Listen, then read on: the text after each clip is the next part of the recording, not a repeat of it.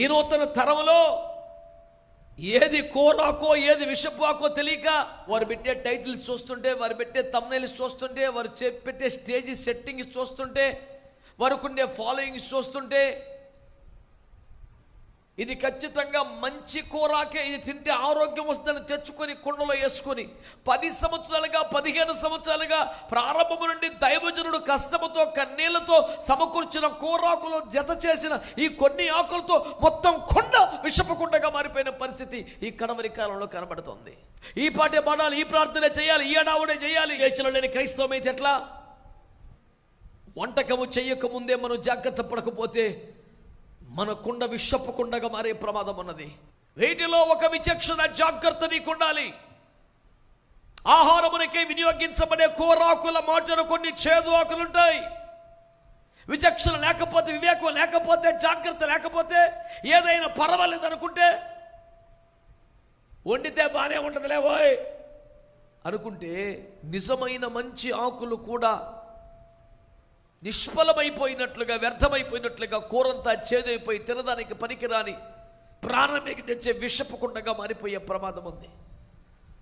ఈనాటి క్రైస్తవులలో, ఈనాటి దేవభక్తులలో, ఈనాటి వాక్యపు ఆకలి కలిగినటువంటి ఈ నూతన తరంలో ఏది కోరాకో ఏది విషపాకో తెలియక అన్నీ తెచ్చి కుండలో వేసి వండుకొని తినలేక చేదైన అనుభవానికి వెళ్ళిపోయి విషపు కుండను మిగిల్చుకొని దైవజనుడా కుండలో విషం ఉన్నదని ఏడవలసిన పరిస్థితులు వచ్చాయని నేను మీకు దేవుని సేవకుడిగా జ్ఞాపకం చేస్తున్నాను. సందేశంలో మొదటి మాటగా నువ్వు ఏ ఆకు పడితే ఆకు ఏరుకొని వంట చేసుకుంటే నీకు నష్టమేనని, అన్ని కూరాకుల మాదిరే కనబడతాయి కానీ కొన్ని చేదాకులు ఉంటాయని, చేదైన వేరు రాకుండా, చేదైన విత్తనమేమీ లేకుండా, చేదు జలమేమీ లోపలికి రాకుండా, చేదు ఆకులేమీ పొరపాటు కూడా తగలకుండా శ్రేష్టమైనటువంటి ఆహారమును సమకూర్చుకునే తెలివి ఖచ్చితంగా ఈ కడవరి కాలములో మరి ఎక్కువగా మనకు అవసరమని నేను ప్రభువు పేరట మీకు మనవి చేస్తున్నాను. వారు పెట్టే టైటిల్స్ చూస్తుంటే, వారు పెట్టే థంబ్నెయిల్స్ చూస్తుంటే, వారు పెట్టే స్టేజ్ సెట్టింగ్స్ చూస్తుంటే, వారికి ఉండే ఫాలోయింగ్స్ చూస్తుంటే, ఇది ఖచ్చితంగా మంచి కూరాకే, ఇది తింటే ఆరోగ్యం వస్తుందని తెచ్చుకొని కుండలో వేసుకొని 10 సంవత్సరాలుగా 15 సంవత్సరాలుగా ప్రారంభము నుండి దైవజనుడు కష్టముతో కన్నీళ్లతో సమకూర్చిన కూరాకులు జత చేసిన ఈ కొన్ని ఆకులతో మొత్తం కుండ విషపకుండగా మారిపోయిన పరిస్థితి ఈ కడవరి కాలంలో కనబడుతుంది. ఏదైనా ఒక బస్సు టికెట్ బుక్ చేసుకోవాలంటే, ఒక హోటల్లో రూమ్ బుక్ చేసుకోవాలంటే, ఒక వస్తువును ఆన్లైన్లో ఆర్డర్ చేసుకోవాలంటే రేటింగ్స్ చూడటం ఈనాటి శైలి. ఎంత రేటింగ్ ఉంది, పర్వాలేదా, ఎక్కువ మంది దాన్ని సపోర్ట్ చేశారా, రికమెండ్ చేశారా అని ఈ వ్యాపార సూత్రాన్ని వాక్యానికి అంటగట్టడం, ఈ వస్తు వినిమయ పద్ధతినే సేవకు అంటగట్టడం, ఎవరికి ఎక్కువ లైకులు ఉంటే, ఎవరికి ఎక్కువ వ్యూవర్షిప్ ఉంటే, ఎవరికి ఎక్కువ హడావుడి కనపడితే ఇది మంచి ఆకేని తెచ్చుకొని జీవితాన్ని, హృదయాన్ని విషపకుండగా మార్చుకొని కుటుంబం అంతా షాపులోకి వెళ్ళిపోవడం నేటి తరంలో కనబడుతున్న ఒక భయంకర పరిస్థితి. ఈ సందర్భంగా క్రైస్తవులందరినీ జాగృతం చేసే మంచి మనసుతో నేను హెచ్చరిక చేస్తా ఉన్నాను. ప్రియులారా,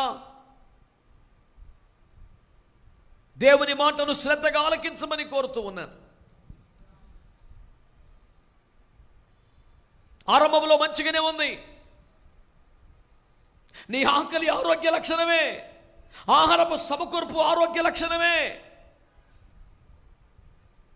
మొలిచిన ప్రతి ఆకు, లభిస్తున్న ప్రతి ఆకు, కూరాకుగా కనబడుతున్న ప్రతి ఆకు నీ ఆరోగ్యానికి, రుచికి తగిన మంచిది మాత్రమే అనుకోవడం బుద్ధిహీనత. చేదాకులు, కూరాకుల మాటను ఉన్నాయి. అబద్ధ బోధకులు, కపట బోధకులు, దుష్ట బోధకులు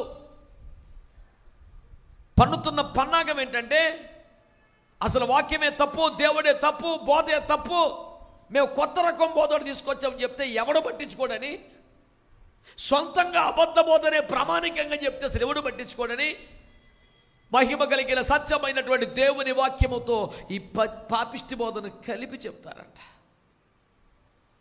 సొంతంగా ఆనే చెప్పమను ఎవడెన్నో, ఈ పాటే పాడాలి, ఈ ప్రార్థనే చేయాలి, ఈ అడావుడే చేయాలి, ఇలాంటి బట్టలే వేసుకోవాలా, ఇలాంటి ప్రార్థనే చేయాలి, అంతా ఇలాంటి వేషమే చేయాలా, ఇది మందేరా అనిపించాలా. వీటి మాటను కొన్ని చేదోకులు కలిపేయాలా.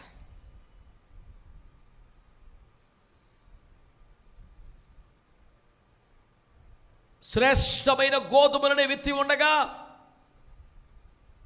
నిద్రించు సమయములో శత్రువు వచ్చి గురుగులు నాటి వెళ్ళిపోయాడంట. నేను కదా దున్నింది, నేను కదా కలుపు తీసింది, నేను కదా విత్తనాలు వేసింది, గురుగులు ఎందుకుంటాయి? మొత్తం గోధుమలు అనుకొని అమాయకుడు కోసుకెళ్ళిపోతే గోధుమలు మాత్రమే రాలేదు, గురుగులు కూడా వచ్చాయి. గోధుమల మాటున శత్రువు గురుగులు నాటిన చందానే కోరాకుల మాటున చేదోకలు ఉన్నాయి. అపోస్తుల బోధ మాటున ఆ పేరు మీద కొన్ని దొంగ బోధలు ప్రవేశిస్తున్నాయి. వివేచన లేకపోతే, గమనించుకోకపోతే ఏదైనా దేవుని వాక్యమే కదండి, ఎవరైనా దైవజనుడే కదండి, ఏదైనా మందిరమే కదండి, ఏదైనా కోరాకు కాదు నాయనా, కొన్ని చేదోకలు ఉన్నాయి. నీ కుండ విషపు కుండ అయిపోతుంది. ఇప్పుడు బాగానే ఉంటుంది, కూడా ఉడుకుతున్న ఒక్క ముద్ద నోట్లో పెట్టాక నీ పరిస్థితులు మారిపోతాయి. అయ్యో దైవజనుడా, ఇది చేదు, ఇది విషపు కుండ. ఇందాకడ దాకా పెద్ద కుండ పెట్టి కూర వంటకం చేశారు అంటే, ఇందాకడ దాకా ఏ కుండది? కూర కుండ. 5 నిమిషాల్లో కేకలు వినపడుతున్నాయి, ఇది కూర కుండ కాదు, విషపు కుండ. అయ్యో కుండలో కూర ఉన్నది అనుకున్నాం, కాదు, కుండలో విషం ఉన్నది.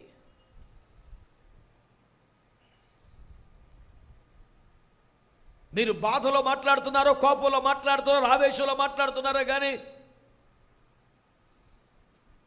ఒక్కొక్క దైవజనుడు వాక్యాన్ని బోధించే విధానంలో మార్పు ఉండొచ్చు, కానీ ఏదైనా వాక్యమే కదా. కూర వండే విధానంలో మార్పు ఉంటే పర్వాలేదు, కానీ అసలు కూర తేడా అయితే ఎట్టా?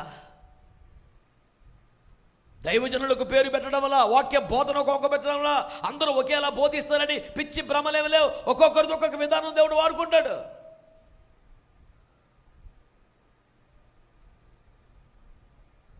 ఒకే కూర 10 మంది వండితే 10 రుచుల్లో ఉంటుంది, ఒకేలా ఉండదు. కానీ 10 మంది ఒకే కూర వండారా లేదన్నది చాలా ఇంపార్టెంట్ కదా. వివేచన లేని క్రైస్తవం అయితే ఎట్లా?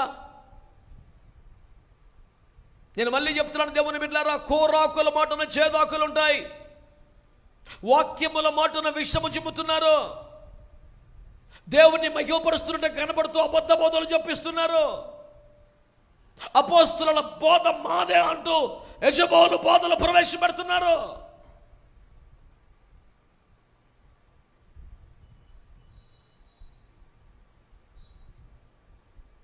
రోషం గలవారిగా, పౌరుషం గలవారిగా, సవాలు చేయగలిగిన వారిగా, సవాలుకు నిలబడగలిగిన వారిగా ప్రారంభమై